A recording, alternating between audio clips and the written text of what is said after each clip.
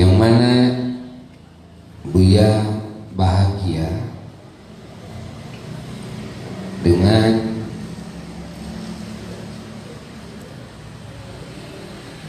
akad pernikahan di antara kedua ahli majelis ilmu.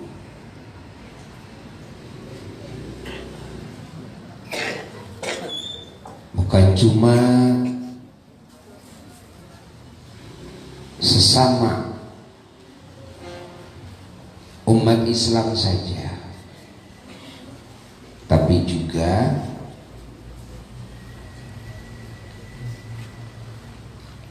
sesama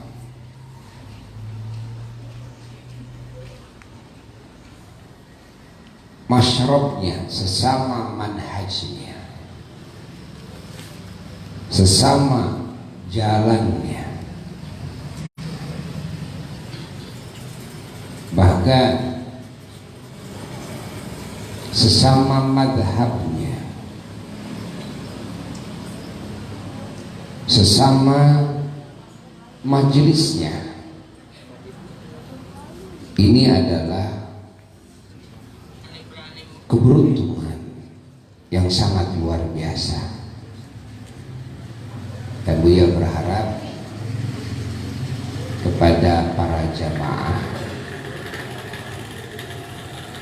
kalau kita mencari pasangan hidup, jika ingin melangkah bareng, jika ingin seiring, kalau istilah peribahasa Sunda, sarundeuk saigel sapihanean.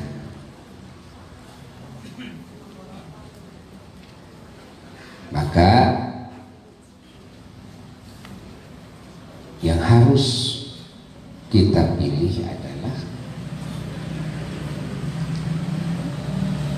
dia agamanya sama, agama Islam.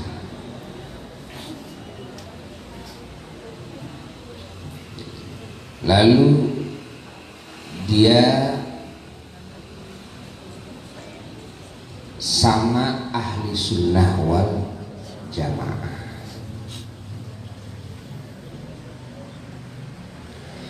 Artinya ahli sunnah wal jamaah itu satu dalam urusan akidah, tidak keluar daripada akidah yang sudah disepakati oleh semua muslimin, yang mana dalil-dalilnya secara terperinci sudah dibangun oleh dua imam besar dalam bidang akidah, yaitu Imam Asy'ari dan Imam Maturidi. Jadi akidahnya Asy'ariyah Maturidiyah. Kalau keluar daripada akidah yang sudah disepakati oleh muslimin, oleh seluruh ulama, yang mana dibangun hujah-hujahnya secara terperinci oleh dua imam besar tadi, maka yang keluar itu berarti sudah bukan ahli sunnah wal jamaah lagi. Hati-hati, sekarang ada yang ngaku-ngaku ahli sunnah wal jamaah, biasa pakai Quran dan hadis, hafal Quran, hafal banyak hadis, namun dia malah menyalahkan kepada Imam Asy'ari, menganggap salah, menganggap sesat kepada Imam Asy'ari, yang mana Imam Asy'ari dan Imam Maturidi justru rujukan semua ulama di muka bumi. Jadi kalau kita ingin tahu yang disebut ahli sunnah wal jamaah itu, lihat dari sisi akidah. Yang pertama, apakah akidahnya akur dengan akidah yang dibangun berbagai masalah-masalahnya dan dalil-dalilnya oleh dua imam besar itu, ataukah tidak? Kalau akur, berarti ini ahli sunnah wal jamaah. Sementara kalau tidak akur, berarti bukan ahli sunnah wal jamaah. Kenapa disebut sementara? Karena ada sisi yang kedua sebagai barometer ahli sunnah wal jamaah. Apa yang kedua? Yang kedua itu dilihat dari sisi urusan syariat Islam. Dalam urusan syariat Islamnya, apakah mengakui kepada apa-apa yang diijma'kan oleh para ulama-ulama mujtahid, ataukah menyimpang? Ini dalam urusan apa? Urusan syariat Islam. Kalau akur, berarti dia ahli sunnah wal jamaah. Kalau menyalahi ijma', yakni menyalahi apa-apa yang sudah diijma'kan oleh para ulama-ulama mujtahid yang ahli dalam ijtihad, baik di kalangan sahabat Nabi maupun di kalangan para tabi'in maupun di kalangan para tabi'in, seperti halnya imam yang empat, ya, dan para imam-imam mujtahidin yang lainnya. Kalau dalam urusan syariat Islam ini akur dengan ijma', ini ahli sunnah wal jamaah. Kalau tidak akur daripada apa-apa yang diijma'kan, walaupun dia memakai dalil Quran dan hadis, tetap ini orang sudah keluar daripada ahli sunnah wal jamaah. Paham? Ini tanda ahli sunnah wal jamaah yang keberapa? Yang kedua. Nah, adapun di dalam masalah-masalah furu'iyah, cabang-cabang dalam agama, cabang-cabang dalam fikih, yang ini merupakan masalah-masalah yang diikhtilafkan di antara para imam-imam mujtahid, maka perbedaan itu tidak menjadi barometer bahwa seseorang ini ahli sunnah wal jamaah atau bukan. Contoh seperti perbedaan madhab antara madhab Imam Syafi'i dan madhab Imam Maliki, Imam Hanafi, Imam Hambali dalam sebagian ketetapan hukum.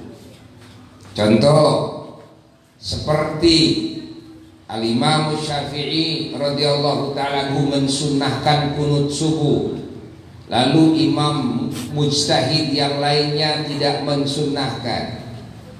Atau Imam Syafi'i mensunnahkan melafalkan niat dalam ibadah, diucapkan dengan lisan. Mau wudu diucapkan nawaitul wudu'a, mau sholat diniatkan, lakni diucapkan niatnya usolli. Mau saum diucapkan niatnya nawaitu sauma godin. Mau zakat diucapkan niatnya nawaitu an ukhrija, kan? Zakatal fitri atau zakatal mali dan sebagainya. Dalam berbagai hal ibadah, niatnya diucapkan. Mengucapkan niat hukumnya sunnah menurut Imam Syafi'i, menurut imam yang lain tidak disunnahkan mengucapkan niat. Nah, ini perbedaan di antara para imam-imam ahli ijtihad. Contoh lagi, seperti halnya Imam Syafi'i radhiyallahu taala anhu, beliau mensunnahkan mengangkat telunjuk, menggerakkan telunjuk ketika orang yang dalam tasyahud mengucapkan asyhadu an la ilaha illallah. Ketika menyebut maka diangkat telunjuknya. Sebelumnya begini, lalu ketika baru diangkat telunjuknya, digerakkan. Tapi hanya satu kali gerakan dan dibiarkan begini sampai tuntas, sampai akhir doa di dalam duduk sampai mau salam. Begitu mau salam baru dikembalikan lagi seperti semula.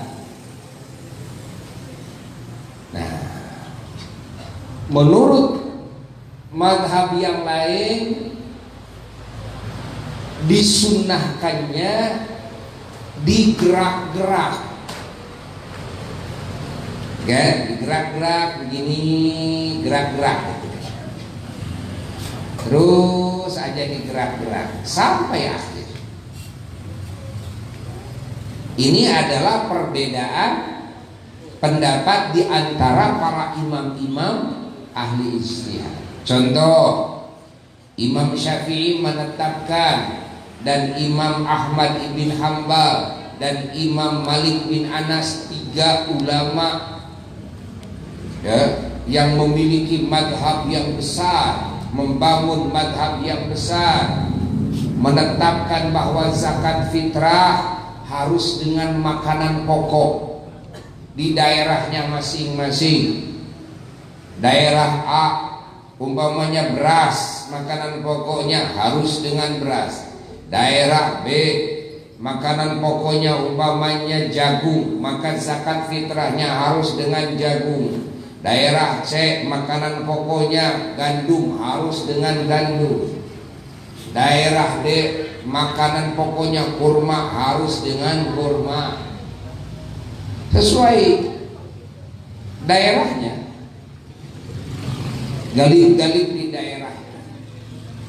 Sementara Al-Imam Abu Hanifah, Imam Hanafi menetapkan boleh zakat fitrah dengan harganya. Kalau beras 2,5 kilo, 2,5 kilo alias 1 sok, harganya umpamanya sekian puluh ribu, taruh umpamanya harganya 35.000, maka boleh diganti dengan harganya, imma dengan uang, wa imma dengan barang yang seharga dengan beras 2,5 kilo, walaupun baju bekas. Kita punya baju bekas telah ditawarkan ke loak, kan? Ada beberapa loak yang menentukan harga penerimaannya contohnya 35.000 atau lebih, maka boleh zakat dengan baju tersebut. Karena baju ini seharga beras 1 sok itu. Ini dalam mazhab Imam Hanafi. Salah satu contoh lagi bahwasanya dalam mazhab Imam Syafi'i radhiyallahu taala anhu bahwa Bismillahirrahmanirrahim dalam Fatihah bagian daripada ayat Fatihah dan merupakan ayat pertama dalam surat Al-Fatihah, maka wajib dibacanya, diucapkannya di dalam setiap rakaat ketika membaca Fatihah. Siapa yang tidak membaca Bismillahirrahmanirrahim langsung Alhamdulillahirabbil alamin, sama sekali tidak membacanya, maka tidak sah bacaan Fatihahnya, yang berpengaruh sholatnya tidak sah. Kalau jadi imam maka tidak sah. Kalau makmumnya ini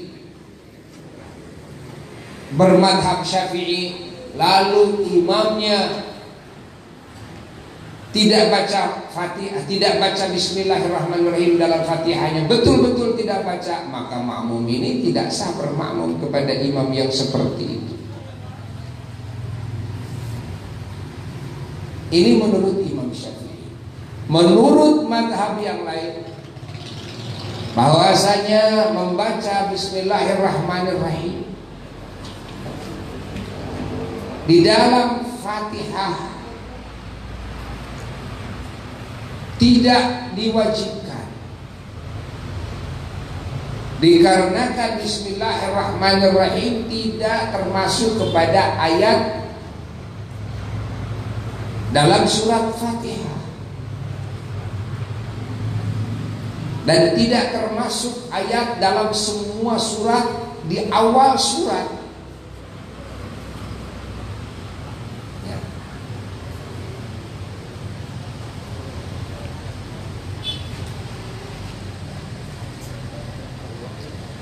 Maka mengucapkan Bismillahirrahmanirrahim paling tinggi derajat hukumnya adalah sunnah.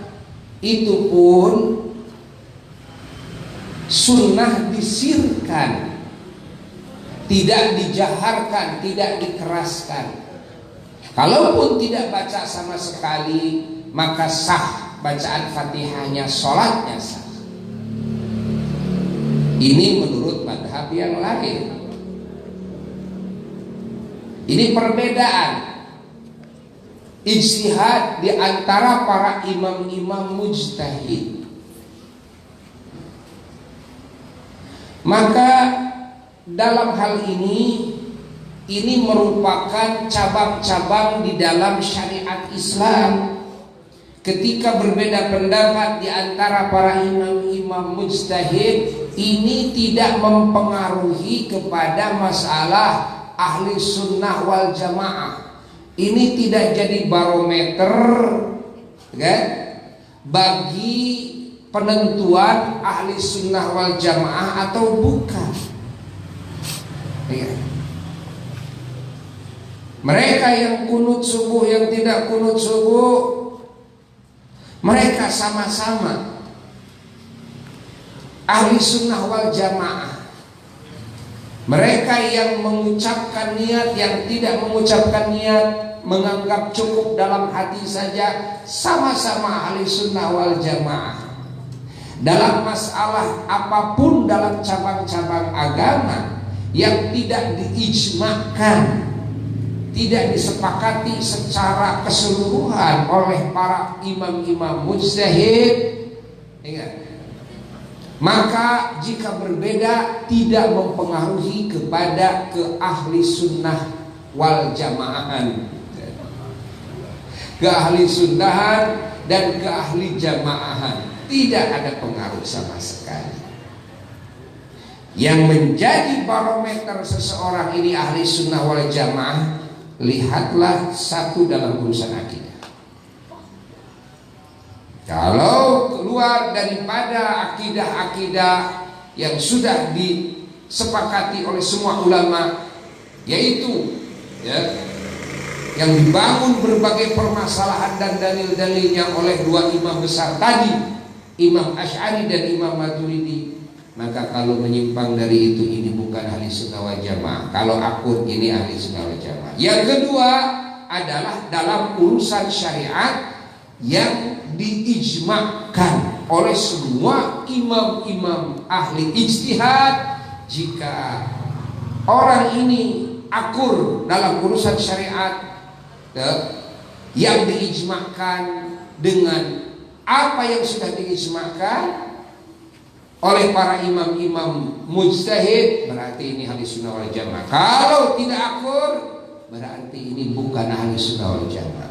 Soal berbeda di dalam cabang-cabang, yang mana cabang-cabang fikih syariat Islam yang diikhtilafkan oleh para ulama-ulama ahli ijtihad, maka ini tidak menjadi patokan seseorang ahli sunnah wal jamaah atau bukan.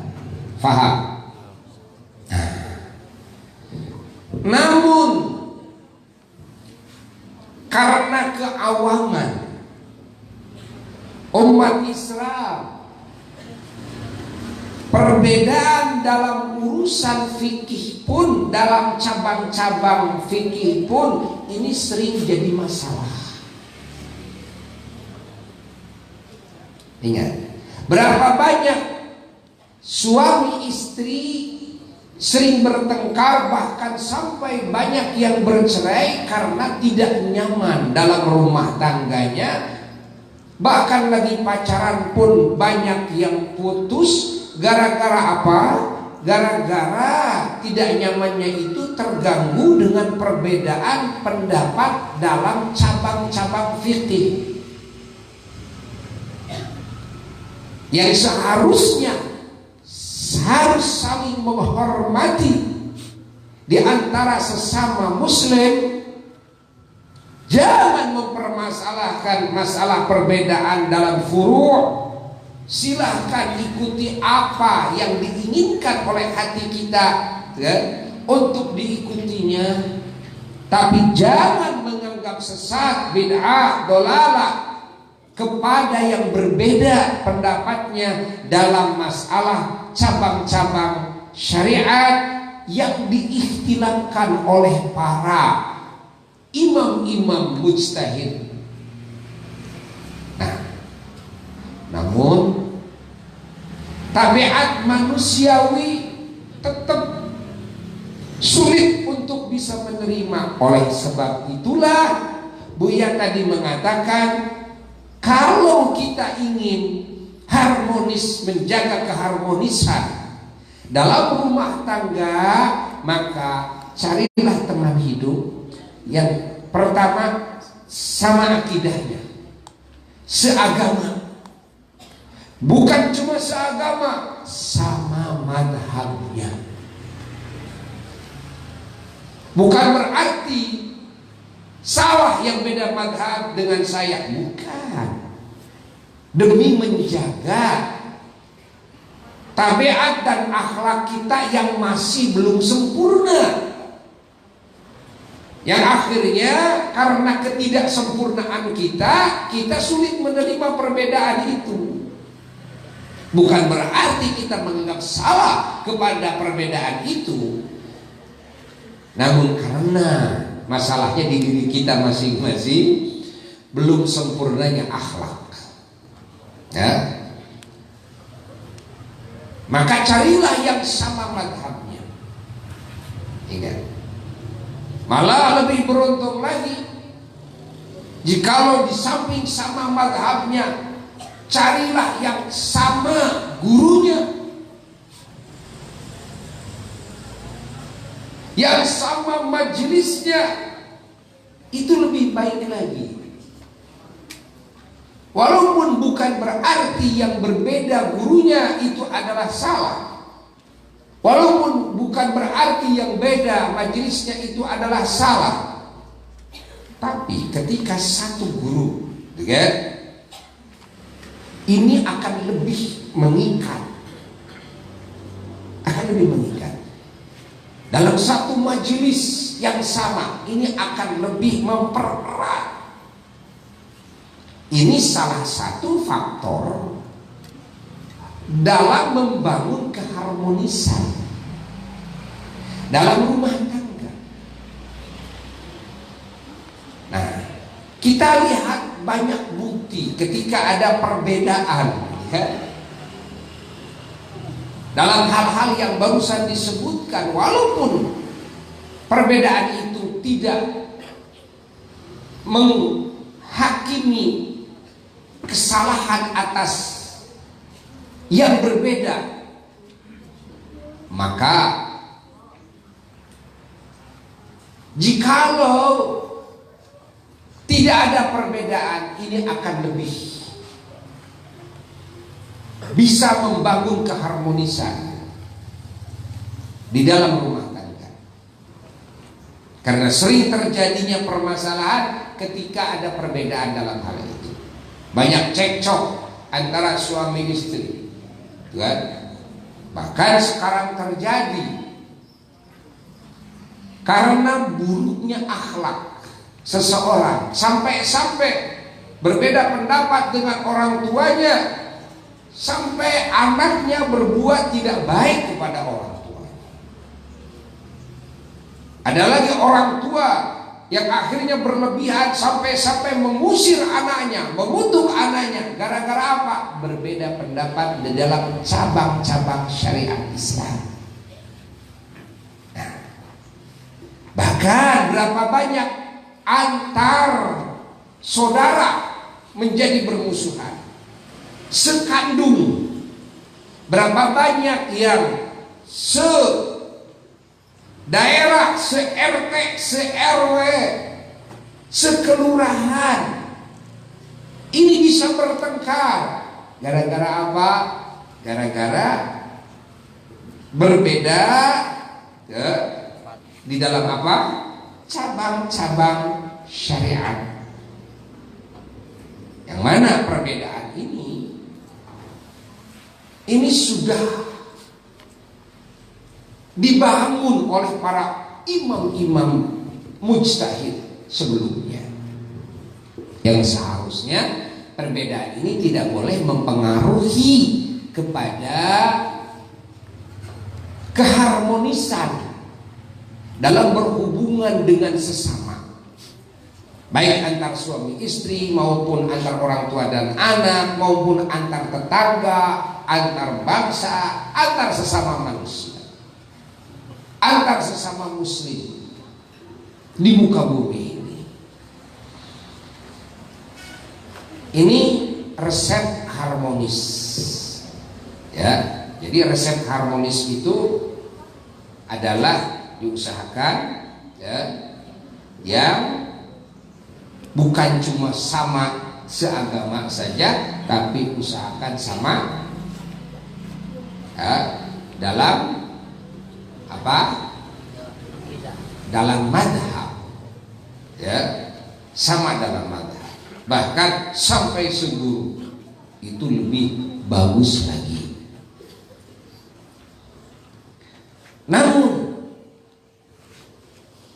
jikalau kita punya resep yang kedua,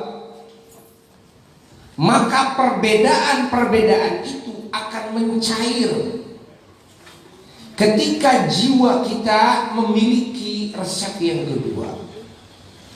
Apa resep yang kedua itu? Adalah menghilangkan sifat alergi terhadap perbedaan.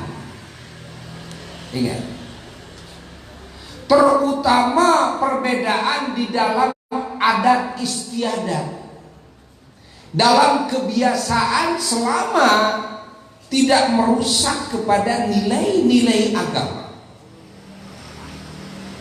beda dalam urusan kebiasaan makan, minum, umpamanya pakaian, gaya, lalu tempat, rumah, lalu kesenangan-kesenangan yang ini tidak dianggap dosa menurut agama, maka kita harus menghilangkan sifat alergi terhadap perbedaan tersebut. Kita harus punya sifat legowo, menerima dengan senang hati terhadap perbedaan. Ketika kita alergi, maka kita akan hilang, akan kehilangan harmonis dalam hidup dengan siapapun. Ingat, dengan istri, dengan suami, ya, tidak akan harmonis. Gara-gara apa? Gara-gara beda hobi. Istrinya hobinya makan roti kalau pagi, suaminya hobinya bubur ayam umpamanya. Ini tidak legowo, nggak mau nerima kepada perbedaan. Dua-duanya menuntut sama. Ya kita harus sama lah, kata suaminya. Pokoknya tiap pagi kalau kita sarapan, kita sama-sama sarapan bubur. Kata istrinya, saya tidak masuk pak bubur. Bahkan saya ingin sama-sama roti. Kata suaminya, saya keselak kalau roti. Akhirnya dua gontok-gontokan. Gara-gara apa? Perbedaan dalam urusan adat istiadat. Ya. Suami senang warnanya umpamanya yang hijau, istri senang warnanya umpamanya yang ungu. Menuntut kesamaan, alergi dengan perbedaan. Dalam hal seperti itu, ini bahaya. Bahaya. Maka biarkanlah manusia siapapun itu berbeda pilihannya, selama pilihannya tidak merusak norma-norma agama, selama pilihannya tidak dilarang oleh Allah. Ingat. Tapi kalau pilihannya dilarang oleh Allah, baru kita memberikan nasihat agar dia sadar, agar dia tidak punya pemikiran seperti itu, tidak punya sifat seperti itu. Contoh seperti mana? Seperti istrinya senangnya kalau keluar itu tidak dijilbab umpamanya. Nah, ini sudah keluar daripada norma-norma Islam itu sendiri. Maka suami tampil memberikan nasihat dengan baik dan bijak. Dan contoh, suaminya senangnya kerjaannya judi umpamanya. Nah, ini sudah keluar. Ini sudah keluar. Maka istri tampil memberikan nasihat dengan bijak, dengan baik kepada suaminya. Tapi suami saya senangnya ngusuk. Nah, tanyakan dulu, ngusuk itu apa dosa atau tidak? Ya enggak Pak, tapi saya tidak suka, kata istrinya. Kita yang menjadi istrinya harus menyadarkan diri kita bahwa apa yang disukai oleh suami tidak menyimpang daripada aturan Allah. Okay? Terkecuali kalau hobi ngusuknya itu dia merampas hak kita, dia tidak memenuhi hak kita. Kita punya hak dibiayai, tidak dibiayai karena kerjaan suami kerjanya ngusuk. Nah, baru dari sisi ini sudah menyalahi aturan. Atau hak kita punya hak digauli oleh sang suami, gitu kan, dikekepan, diponokan. Ternyata suami saking asik kusep akhirnya garing, istilahnya gitu kan, dibiarkan gitu kan, tergeletak di mana saja. Nah, baru ini suami sudah keluar dari jalur. Yang dilakukan musuhnya tidak apa-apa, bukan itu yang dituntut, tapi yang dituntut adalah tetap bagaimana suami bisa memenuhi kewajibannya bagi saya. Soal musuhnya terserah, tapi jangan sampai saya dibiarkan, ya, tidak manfaat. Jangan sampai saya tidak dinafkahi, kan? Jangan sampai saya tidak dididik oleh suami dengan didikan-didikan agama dan kemaslahatan hidup. Jangan sampai anak-anak saya dari suami saya tidak dididik oleh bapaknya, ya. Paham? Paham? Suami dan istri berbeda kesukaan. Perbedaan kesukaan ini silakan isi masing-masing dengan kesukaannya masing-masing.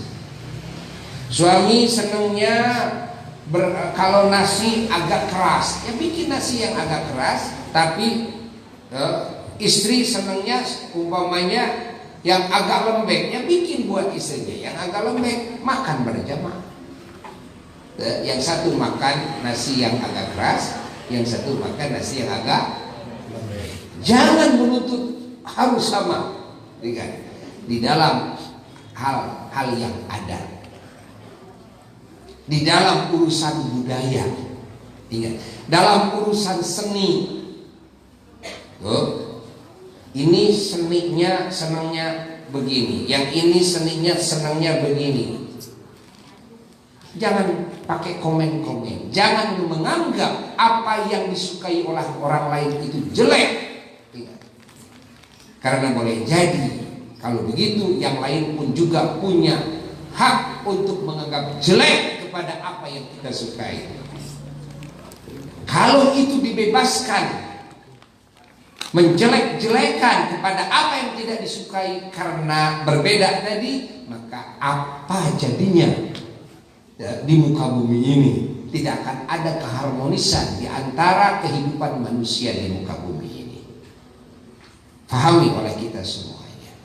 Nah, bahkan di dalam urusan agama pun, jika ini urusan cabang-cabang agama, urusan fikih yang dari sonohnya sudah berbeda, yakni dari para imam-imam mujtahidnya sudah berbeda pendapatnya, jangan sekali-kali menjadikan perbedaan ini jadi malapetaka sehingga hilang keharmonisan. Maka resep harmonis diantaranya sifat legowo di dalam jiwa kita harus ditumbuhkan terhadap perbedaan, menghilangkan alergi terhadap perbedaan. Selama perbedaan ini tidak menyimpang daripada aturan Allah Jalla Jalaluhu. Ini resep apa? Harmonis. Lalu ada lagi resep harmonis yang ketiga. Apa resep harmonis yang ketiga? Adalah akhlak yang mulia. Akhlak yang mulia di kedua belah pihak ini harus betul-betul ditumbuhkan di dalam perilaku sehari-hari,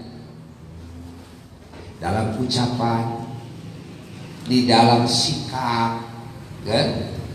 Selalu memakai sopan santun terhadap suami, pakai adab dan sopan santun. Suami terhadap istri pakai adab dan sopan santun.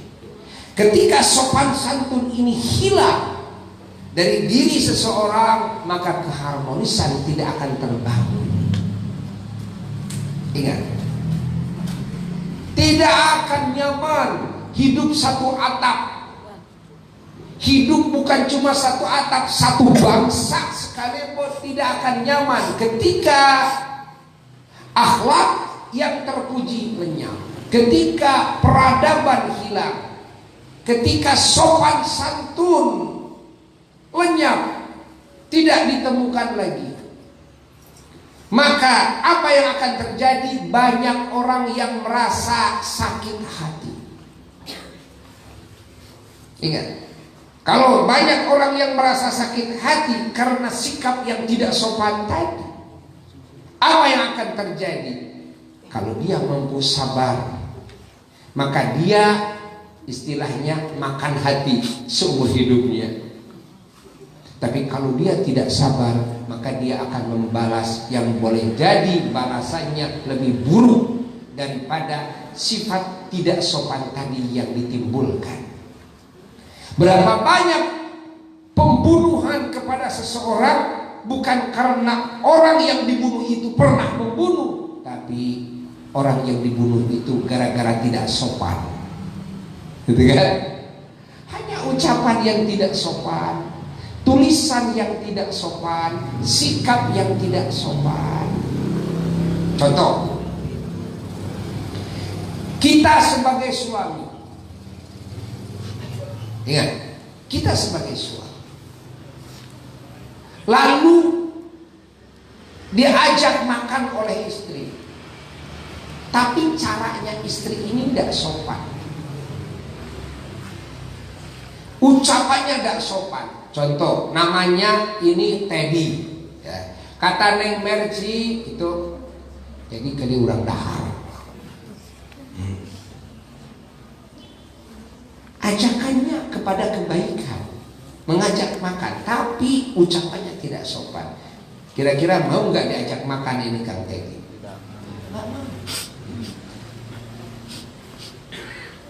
Atau dengan cara apa caranya? Contoh, suami membangunkan istrinya untuk sholat, lalu dengan kaki kepalanya digoyang-goyang. Ci, hayu urang sholat. Dengan kepala. Dengan apa? Kaki ke kepala. Bayangkan. Enak gak kira-kira Neng Mercy? Tidak. Ajakannya baik, ngajak sholat. Yang tidak baik apanya? Cara. Maka amar ma'ruf nahi munkar harus tetap dengan cara yang ma'ruf kedua-duanya. Amar ma'ruf ketika memerintahkan kepada yang lain untuk berbuat kebaikan harus dengan cara yang ma'ruf, cara yang baik, ucapan yang baik, gitu kan? Nahi munkar, melarang yang lain daripada melakukan keburukan, itu pun harus dengan ma'ruf, dengan cara yang baik, dengan ucapan yang baik. Ketika orang bisa bersikap ma'ruf dalam tindak tanduknya, yaitu adab dan sopan santun, maka ini sifat adalah sifat yang disukai oleh siapapun. Tiga. Ini sifat adalah sifat yang bisa membangun kerukunan, bisa membangun keharmonisan dengan semua pihak. Semua pihak akan merasa senang ketika bergaul dengan kita dengan akhlak yang mulia. Siapapun tidak akan suka kepada kita, bahkan bertemu juga nggak mau, bahkan satu langit pun tidak mau, satu bumi pun tidak mau. Ya, gara-gara apa? Gara-gara kita tidak sopan. Kita juga kalau sama orang yang tidak sopan sama kita, mau ketemu nggak? Mau salaman nggak? Boro-boro mau ngasih bantuan, gitu kan? Ketemu juga nggak mau. Sampai kapan tuh nggak mau ketemu? Pokoknya sampai mati saya kata. Kalau bisa tuh Saya masuk surga, dia nggak boleh masuk. Kalau andai kata dia juga harus masuk surga, surganya berpisah lah. Innalillahi wa inna ilaihi raji'un. Berapa banyak hancur rumah tangga seseorang gara-gara sifat tidak sopan. Ingat, bukan salah dalam ajakan, ajakannya benar. Ingat, namun caranya yang tidak sopan. Ini yang menjadi permasalahan. Maka akhlak yang terpuji ini adalah resep harmonis. Bukan cuma resep harmonis dalam rumah tangga, tapi resep harmonis dalam bergaul dengan siapapun. Akhlak kita kepada Allah, ketika akhlak kita tidak mulia, tidak disukai oleh Allah, maka jangan harap Allah suka kepada kita. Akhlak kepada Kanjeng Nabi Muhammad SAW, ketika akhlak kita ini su'ul adab, jelek akhlak kita, tercela akhlak kita, jangan harap Kanjeng Nabi Muhammad SAW ridha dan cinta kepada kita. Paham? Akhlak kepada siapapun, sampai akhlak kepada binatang pun. Kalau akhlak kita tidak sopan kepada binatang, jangan harap binatang suka kepada kita. Itu kenapa singa menjadi tunduk kepada pawangnya, karena dia baik kepadanya. Binatang-binatang buas tunduk kepada manusia. Yang mana manusia? Yang dimaksud adalah manusia yang berakhlak mulia kepada binatang tersebut. Subhanallah, akhlak yang mulia itu betul-betul menjadi resep keharmonisan di dalam membangun kerukunan, membangun keharmonisan dalam berhubungan dengan siapapun, baik dengan Allah maupun dengan sesama makhluk Allah. Akhlak yang mulia itu resep keberapa? Ketiga. Lalu ada resep yang keempat. Jikalau kita rumah tangga ingin harmonis, ya, ketika rumah tangga ingin harmonis, maka satu sama lain antara suami istri harus perhatian. Harus apa? Perhatian. Ya. Ketika hari-hari cuek, nah dari sifat cuek ini akan melahirkan keburukan-keburukan yang beruntun, yang akan menjadi bom waktu suatu hari. Pada ujungnya nanti bisa bercerai, bisa ke pengadilan. Gara-gara apa? Gara-gara salah satu di antara kedua belah pihak cuek, tidak perhatian. Berapa banyak yang menuntut ke pengadilan ingin berpisah karena apa? Karena suami yang tidak perhatian kepada istrinya, atau sebaliknya karena istrinya yang tidak perhatian kepada suaminya. Ya, ketika sang suami perhatian kepada istrinya, maka istrinya yang tadinya kurang cinta juga menjadi cinta yang sangat mendalam. Sebaliknya juga seperti itu. Ketika dari kejauhan sering menghubungi, ya, di waktu kerja, di sela-sela kerja menyempatkan meng-SMS atau me-WA atau menelpon, hanya bertanya tuh tentang kabarnya atau mendoakan, hanya 1 menit saja, ya, tidak menghabiskan pulsa yang banyak. Apalagi kalau lewat WA, karena sudah masuk kepada kuota, ya. Say hello, assalamualaikum, sayang lagi apa? Ini masih kerja, doakan ayah, semoga kau selalu ada dalam keberkahan selamanya, dijaga oleh Allah. Kita lagi sama ayah, jangan sampai plong. Kalau kita hari-hari, maka jangan heran nanti bakal ada yang menuntut, bakal ada yang ngambek, bakal ada yang baut. Yaitu persumasi yang aku kubuk HP oke, cicek HP, angtun kabal. Gitu. Eces itu. Suami datang, istrinya cuek, tidak ada sambutan, kan? Cuek saja, kan? Apalagi cueknya keterlaluan. Apa keterlaluan?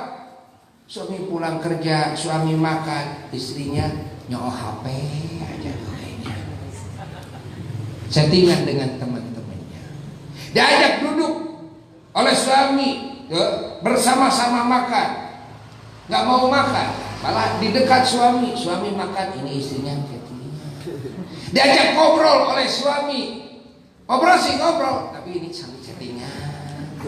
Gimana coba kira-kira? Seneng nggak suami? Nggak seneng. Hayang kumaha. Kan? Hayang nukeun nambahkeunnya. Sebaliknya sama istri juga. Ketika suami datang, istri sudah berusaha bagaimana bisa menyenangkan suami, sudah disediakan minuman, makanan dan sebagainya, anduk buat mandi, salin dan sebagainya, kan? Tapi ini suami hare-hare, cuek, tidak ada sapaan kepada istri, kan? Tidak mau tahu tentang kabar istri dan anak-anaknya, cuek kepada anak-anaknya, anak-anak di mana, anak-anaknya dalam keadaan apa. Ingat, lalu di samping itu suami langsung buka TV, lihat TV, istrinya tidak dilihat. Atau suaminya kerjaannya chattingan terus di hadapan istrinya. Istrinya ngajak ngobrol serius, suami masih chattingan. Ini, maaf, ini ibu-ibu, kita enak nggak digituin? Hayang kumaha. Yang apa baik ke? Kan? Jadi ingat, resep harmonis adalah sifat apa? Perhatian. Perhatian itu tidak mesti harus dengan uang saja. Dikasih gaji banyak, kan saya sudah memperhatikan kamu setiap bulan, saya kasih 10 juta, jangankan 10 juta, sebulan 100 juta. Tapi dari sisi lain, suami cuek kepada istrinya, tetap istrinya tidak akan harmonis, tetap hubungannya tidak akan harmonis. Ingat, paham? Jelas? Baru berapa? Ini ada 4 lagi, namun waktunya sudah habis. Ya, kayak deui we mun aya nu kawin teh. So, mereka kawin heula. Saya udah turunkeun. Nah, ini resep-resep ini sebetulnya sudah diajarkan oleh junjungan kita Sayyiduna wa Maulana Muhammad sallallahu alaihi wasallam. Semoga kalimat ini manfaat baik bagi yang menyampaikannya dan juga bagi siapapun yang menyimaknya, dan semoga kita bisa membangun sifat-sifat untuk membangun keharmonisan tadi di dalam berhubungan dengan siapapun, terutama dengan keluarga kita terdekat. Ya, mudah-mudahan Allah Subhanahu wa taala memberikan taufik hidayah kepada kita semuanya untuk berbuat segala hal yang diridhoi oleh Allah dan juga diridhoi oleh makhluk Allah Jalla Jalaluhu wahdah, sebab kita mendapatkan keberkahan daripada maulidnya junjungan alam Rasulullah sallallahu alaihi wasallam dan mendapat syafaat beliau, dan rumah tangganya yang Teddy dan Neng Mercy mudah-mudahan selalu diberkahi oleh Allah dan dikumpulkan oleh Allah dalam segala kebaikan, zahirnya batinnya, di dunia dan di akhiratnya, terus disatukan sampai mana? Bukan sampai pekotrek itu, tapi disatukan sampai bersama di surga selama-lamanya, dan juga punya keturunan yang soleh dan solehah. Wa ila hadratin Nabi sallallahu alaihi wasallam. Al-Fatihah.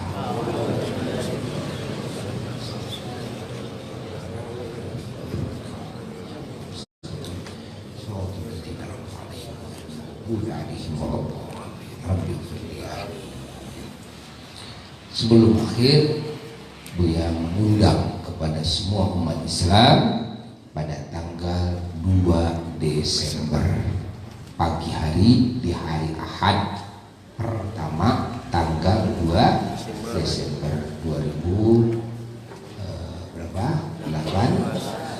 Masehi, kita bersama-sama memeriahkan, mengagungkan maulidnya Rasulullah SAW di Pondok Pesantren Asy-Syifa wal Mahmudiyah di Simpang Pemulihan Sumedang, supaya diajak keluarga kita, teman-teman kita sebanyak mungkin untuk